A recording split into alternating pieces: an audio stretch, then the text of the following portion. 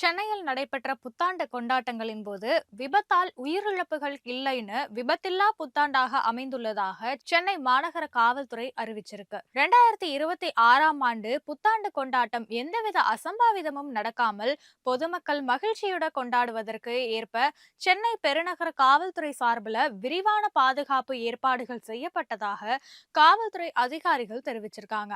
ஆயுதப்படை, தமிழ்நாடு சிறப்பு காவல் படை, காவல்துறை என மொத்தம் 19,000 காவல்துறை அதிகாரிகள் பாதுகாப்பு பணியில ஈடுபட்டிருக்காங்க. மேலும் காவல்துறையினருக்கு உதவியாக சுமார் 1,500 ஊர்காவல் படையினரும் புத்தாண்டு பாதுகாப்பு பணியில ஈடுபடுத்தப்பட்டிருக்காங்க. ஆங்கில புத்தாண்டையொட்டி சென்னையில 112 இடங்கள்ல 108 ஆம்புலன்ஸ் வாகனங்கள் நிறுத்தப்பட்டிருந்தது. குறிப்பா சாலை விபத்துகள் நிகழக்கூடிய பகுதிகள் கண்டறியப்பட்டு அங்கு காவல்துறையினரோட 108 ஊழியர்களும் மீட்பு மற்றும் மருத்துவ சேவைகள்ல ஈடுபடுத்தப்பட்டிருந்தாங்க. அவசர சிகிச்சை பிரிவுல படுக்கை வசதியும் ஆயத்த நிலையில இருந்தது. அதே போல ஆரம்ப சுகாதார நிலையங்கள்ல முதலுதவி சிகிச்சை அளிப்பதற்கான ஏற்பாடுகளும் செய்யப்பட்டது.